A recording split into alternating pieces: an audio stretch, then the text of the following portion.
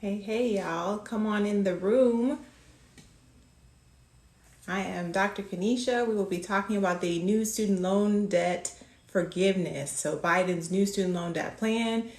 Come on in the room and go ahead and like the live if you could and follow. That would be so great. Hey, Gigi.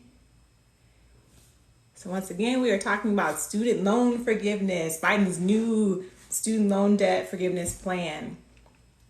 We're just going to wait a few minutes, let TikTok send out some memos to people.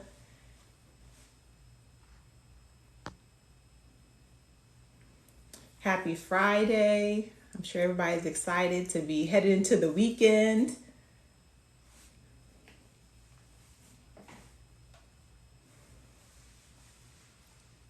So how are you guys doing?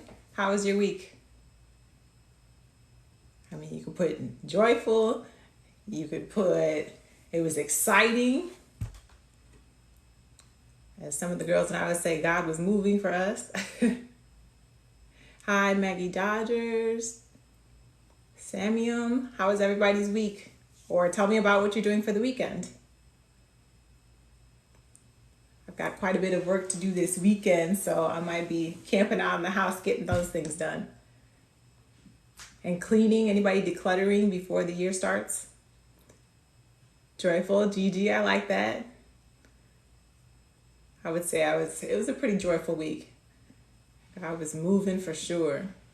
Anybody else want to tell me how your week was? Come on in the room. We'll be talking about just a few minutes student loan forgiveness. So Biden's new debt plan. And go ahead and like the live if you could. And follow as well. That would be greatly appreciated. Happy Friday. I know it's getting kind of late, 10 p.m., although some of you guys are just getting ready to go out. And I'm just getting in from the hospital. All right, I don't want to wait too long, so let's go ahead and we'll try to get started. So once again, we're talking about the student loan debt plan. So Biden's announcement that happened on August 24th, 2022. I was on vacation at the time and the world was moving, okay? Because I remember that night before they were like, okay, Biden's going to make the announcement. We're going to finally know how much of our student loans he'll forgive. So initially the big announcement is basically that you either get forgiven $10,000 if you make an income limit of less than $125,000, or if you're single, and if you make less than $250,000 and you are married, then you can also be able to claim that $10,000, and you'll be able to claim $20,000 in forgiveness, student loan forgiveness, if you have a Pell Grant. And Pell Grants, it's what we consider free money that you can get from the government. And so if you were awarded that, you would know by going into your studentaid.gov history, and it'll say Pell Grant listed there. So that was the big announcement. So everybody was just up in roars about everything. So I wanted to get started with just talking about some dates that I want you guys to remember. So get your pen and paper ready, because I'll be spinning them, hopefully not too fast, but want you guys to remember these dates, okay? So if you're just coming in the room, we're talking about student loan forgiveness, Biden's new student loan debt plan. So if you have student loans, you do want to listen in, okay? Please share the broadcast as well. That would be so great. Like, comment, and then of course follow. It would be greatly appreciated. So some dates to remember. So we are in, what month is this? It's September right now. So the application for student loan forgiveness should be coming out early October 2022. So I want you guys to have your eyes peeled for the application. So the details are really that some borrowers will have that forgiveness done automatically. So it'll just come off their student loan balance and that's it. But those are the people that they already have their income information already on the Department of Education website. So let's have that be clear, okay? So for those of us who do not have that information on the website just yet, you will have to go on studentaid.gov and then what you can do is actually you'll have your 2020 or your 2021 tax returns uploaded. So the Department of Education sees that. And then the forgiveness, remember we gave you those income limits, less than $125,000 or less than $250,000 if you're married. So with it's based on your adjusted gross income, or we call it AGI, which basically means that it's your total gross income minus all of your deductions. So your 401k deductions, your health savings deductions, so which means that you are taxed on a lower income, which is good. So for those who are in a slightly higher tax bracket, you're taxed on a lower amount. So in this case, it would benefit you because then let's say you make 125, but once the deductions are in there, it really comes out less than there. So which means that you would still be eligible for the student loan forgiveness. So let me know if you guys have questions. And yes, if you guys are just coming into the room, we are talking about student loan forgiveness, the Biden's new student loan debt plan. This was announced August 24th. So we're talking about dates you need to know. So early October, the application will come out. And you can actually go on, when you go on studentaid.gov, you can press a link to actually be notified when the application comes out. And then when you apply, the turnaround time is it's supposed to be about 4 to 6 weeks, just to give you an idea. So which means that if you apply as early as possible, you could feasibly have that $10,000 or $20,000 forgiven prior to the loans going back into repayment at the start of the year, so January 2023. So the suggestion by the Department of Education is, hey, November 15th, get your application in so you can have that $10,000 or that $20,000 already forgiven before your loan's going to repayment. So November 15th, that would be a great date to have your application completely in and done so the Department of Education has it on hand, okay? And then it turns out that we are getting pretty much almost a full year to apply. So you have until December 31st, 2023 in order to apply for the forgiveness. So keep those dates in mind. So application, early October, it'll come out. November 15th, 2022, that is a suggestion. That is the highly recommended time frame that Department of Education would like for you to have your application submitted. And then you have all the way to December 31st, 2023 in order to get your application in. So you have some time, but the earlier the better, okay? So let's see, what else do we need to talk about? So we talked about our dates, we talked about our income limits. Remember, it's your adjusted gross income that we're looking at. And that's what the Department of Education will look at when they decide, okay, are you eligible for the $10,000 to be forgiven, okay? And so what loans are eligible? So any loans that were dispersed before June 30th, 2022, those loans could be feasibly eligible. So specific loans are government held federal loans. So we're talking if you have undergraduate loans, if you have graduate loans, if you have Parent Plus loans, these are all loans that should be eligible for forgiveness. And then also if you have direct consolidated loans, and come to find out there are some FFEL loans and Perkins loans that could be included and eligible for the forgiveness. So keep that in mind. Go to studentaid.gov and know that, okay, I have a FFEL loan, I have a Perkins loan. So I need to call the Department of Education to find out, is this eligible? Because you want to know for sure. So some FFEL loans, some Perkins loans will be eligible. And what I found out yesterday is that also if you are in default on your student loan, so it just means you haven't been able to pay for whatever reason that is. If your loans are in default, you are eligible as well for student loan forgiveness for the $10,000 or the $20,000 if you have Pell Grants, okay? So keep that in mind. And please, I'll try to stop and let me know if you guys have questions about what we've already talked about. And yes, Eugene, November 15th, that is the recommendation from the Department of Education to have your application in, okay? So we have the eligible loans, undergrad loans, graduate loans, Parent Plus loans, you have direct consolidated loans, some FFEL loans, as well as some Perkins loans. and default loans. And then also, if you have an FFEL loan that is from a private lender, there was confirmation that a Forbes writer received confirmation that these FFEL loans that were from a private lender can now be consolidated into a direct consolidation loan and then be eligible for forgiveness of the $10,000 or $20,000 if you have a Pell Grant. So that's something really to keep in mind. And remember, these loans have to be dispersed before June 30th, 2022. So don't take out loans coming this fall and say, okay, I want some of these to be forgiven. No, it'll have to be before June 30th, 2022. Okay, so keep that in mind. $10,000 total, right? $10,000 total, Gigi.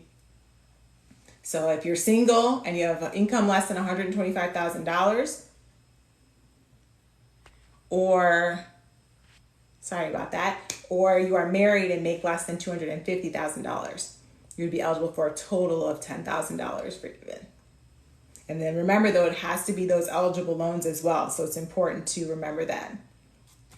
And so next up, let's really talk about, so I wanted to talk about refunds because I know, well, we'll talk about it actually in 2 seconds. So taxes, let's talk about that real quickly.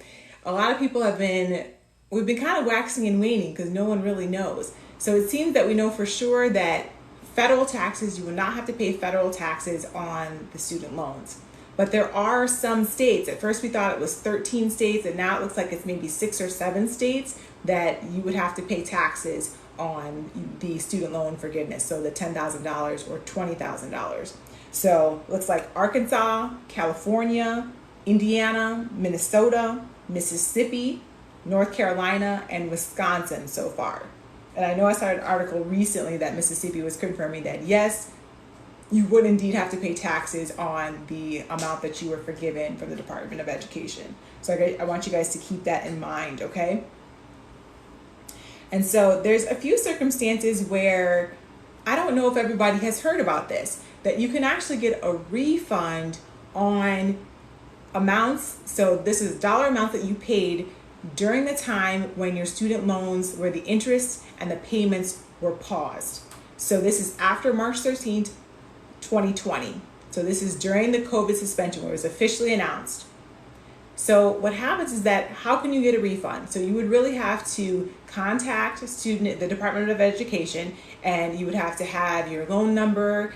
You would have to have what's the number for each specific loan, your social security number, that kind of thing when you call to make sure that they're aware of which loans you're talking about, which dates you're talking about, because this means you can get a refund for all of those payments that you made during the time of that COVID suspension. So after March 13th, 2020. Gigi, right, not Texas. Texas is not included. At least I have not seen them on any list so far. Okay, so we're going to talk about 3 circumstances in which you could get a refund. So let's talk about the first one. You can get a refund, so you have to be careful with this option. So if everybody runs and says, okay, I'm going to get a refund, I'm going to get a refund because I did pay during that COVID suspension. But guess what? If you have an active loan and let's say you owe $10,000, well, maybe that's not a good example. Let's say you owe $15,000 or something like that. And that's how much you have left. And you decide, okay, I'm going to go get a refund during this time that the COVID suspension, I'm going to get a refund for that amount. It's $2,000. If your loan is still active, you still owe the Department of Education $2,000. So if you get it refunded to you and you go out and spend it, so you go on vacation with it, that $2,000 is added back to your balance. So what was $15,000 is now $17,000. So I need you guys to be careful. I don't want you guys to run and say, oh, I can go get my money back and go to Hawaii now. No. Make sure you think about that first, because it depends on your circumstance. If you have an active loan, you take the money back, they're adding that amount back to your principal balance of your loan. So that's the first example. So be careful, okay? Now, the second one, let's say that you have $7,000 remaining in your student loans. And during the COVID suspension, you paid $2,000. So which means you were eligible to have $2,000 returned to you, so refunded to you. Okay, but this loan is still active. Its remaining balance is $7,000. When you get the refund for $2,000, remember that $2,000 is added back to your $7,000. So now it's $9,000, right? But think about it. In this case of loan forgiveness, if you were eligible to get $10,000 forgiven, you can get refunded $2,000 and then get that $9,000 forgiven. So ask me questions if that, I hope that makes sense to you. Because remember, whenever you get it refunded and it's an active loan, that amount that you were refunded will go back to your principal balance of the loan. So that $7,000 is now $9,000. But since you're going to get forgiveness, once you apply for forgiveness, the rest will be wiped out. And you'll still have $2,000 in your pocket. And I'm like, I like that. Anybody else like that? Hey, Shayna Binta. Thank you guys for coming in. Please go ahead and like the broadcast, like the live. That would be so great. Follow if you could, and then comment if you have questions. We're talking about student loan forgiveness. So this is Biden's new student loan debt plan announced on August 24th, 2022, okay? Right now we are talking about refunds, which who doesn't like a refund?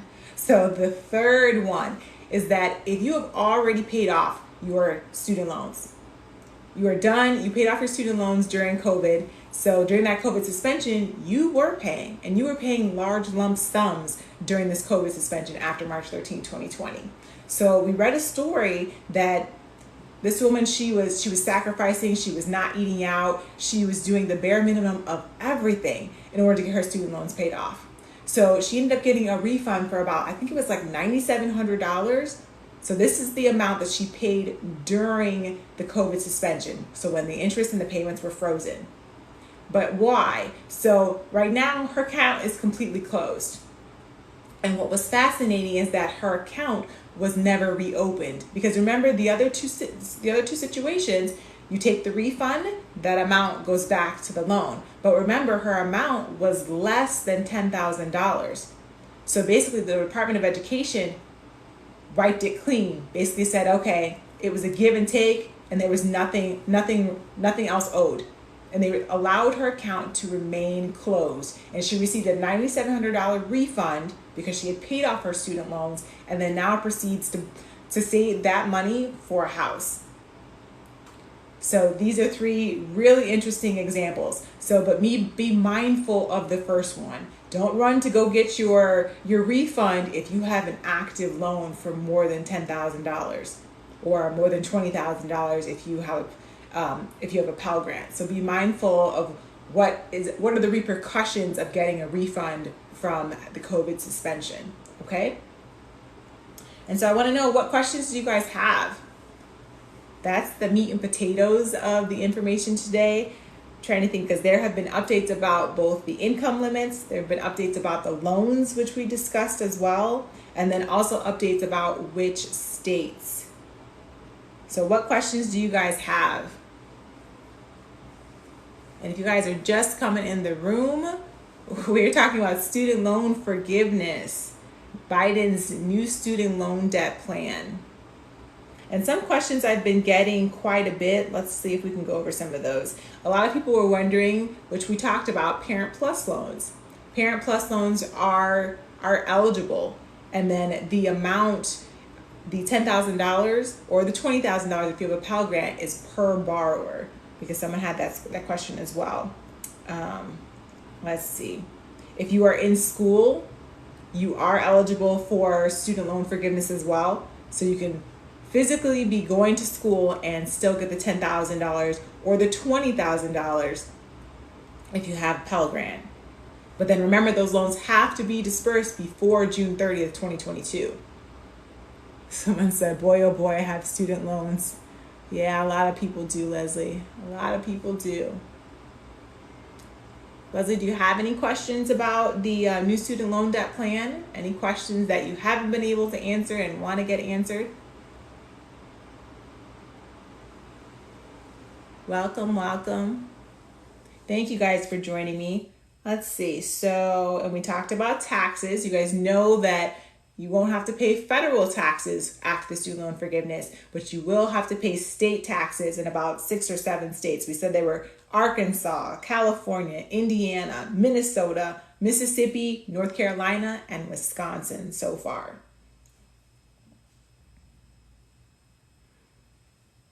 So no one has questions, huh? Trying to think of what else I can provide you guys with before we get out of here. And then I will be back once a week so we can start talking about public service loan forgiveness as well, because I know a lot of people have questions about that. Because Roz Diva, please follow her as well. That is my friend that had $50,000 forgiven on the public service loan forgiveness program. So if you've been looking into that, please do go ahead and apply. You basically go on studentaid.gov. You can consolidate your loans into a direct consolidation loan and then apply. But you'll have to make sure that you have a qualifying employer where you can look through the search tool and type in that information to see, is your employer a qualified employer? So it's not just, okay, if you're a nurse, if you're a dentist, a pharmacist, that actual company has to file their taxes in a particular way to be designated as either like a nonprofit or something like that in order to qualify.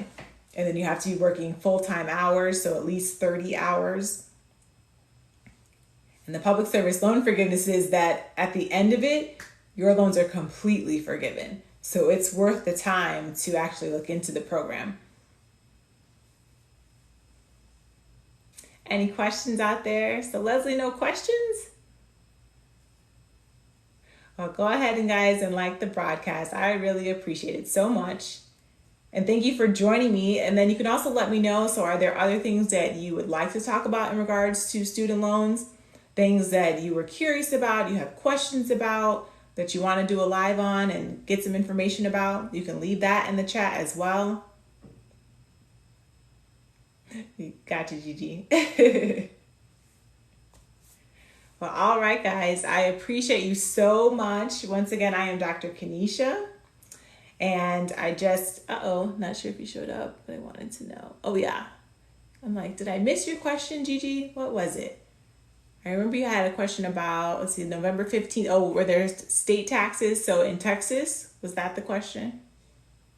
Oh, if the $10,000 applies to the entire loan balance. Oh, yes. The $10,000 does apply to the entire loan balance, right?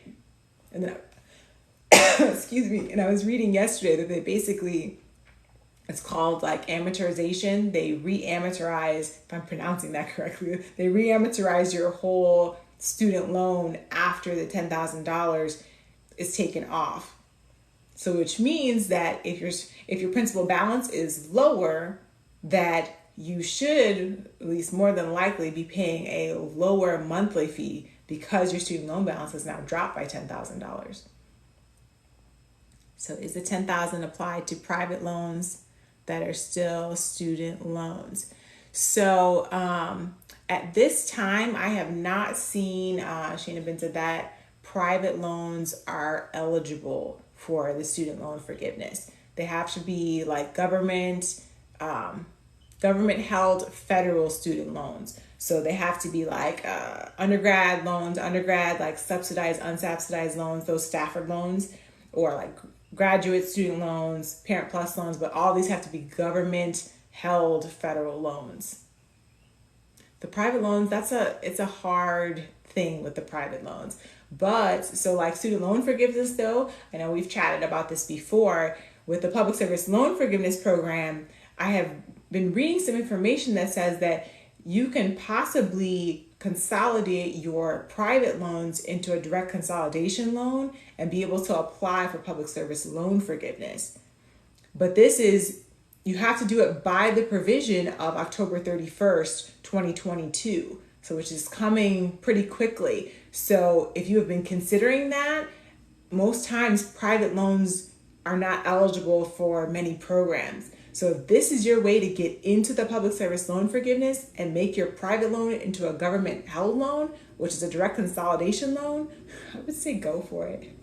I know I'm not supposed to be giving, I guess, advice per se, but I would consider it. I would strongly consider it if I had private loans, because we know that, you know, private loans have a very high interest rate.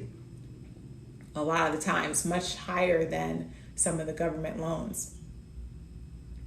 What's the deadline? So for the provision for public service loan forgiveness, that is October 31st, 2022. Is that what you mean, Leslie? Or are you talking about the new student loan forgiveness?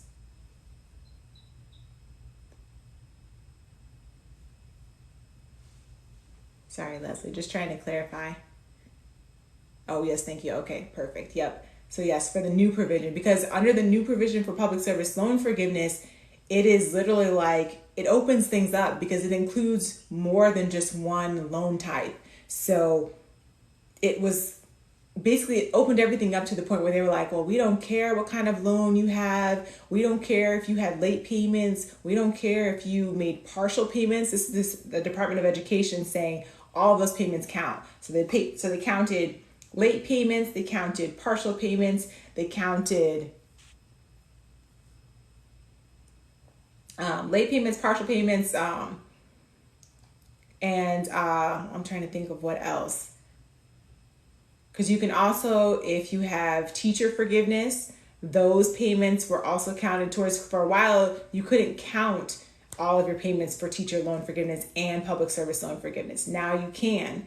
If you're retired now and you no longer work for a qualifying employer for public service loan forgiveness, that's another instance where you can still get your loans forgiven and not be working at the employer still. But this is under the provision of public service loan forgiveness that ends October 31st. The regular program does not have these provisions. Shayna Binta. So you can make a private loan into a federal loan. Under public service loan forgiveness, the information I've been reading is saying yes, you could. That you could contact the studentaid.gov and try to do that. And I'm like, y'all, who wants to tell me what this, where it says invite to the live and it keeps popping up? Who wants to tell me about that? Yes, Shayna Benta. So yes, now is the time to try, because I have never seen where you could consolidate a private loan into a direct consolidation loan and make it a federal loan. I have never. So I would definitely try. So any other questions, guys? I'm trying to see if there was anything else I had, because I was trying to keep it short and sweet, and I guess I moved to the information pretty quickly. If you're just coming in the room, we're talking about student loan forgiveness. If you have any questions, let me know. So this is Biden's new student loan debt plan. All right, guys. I appreciate you guys coming in the room. We'll be doing this once a week. So at least up until October 31st. So invite a friend onto live if they are on. Oh, I see Shayna Benta. So I can invite people to join me on the live. I got you. Nope, I'm not going to invite anybody because I'm going to go eat. I'm hungry. So I'll see you guys next week. Thank you for joining me. Take care, guys. Bye.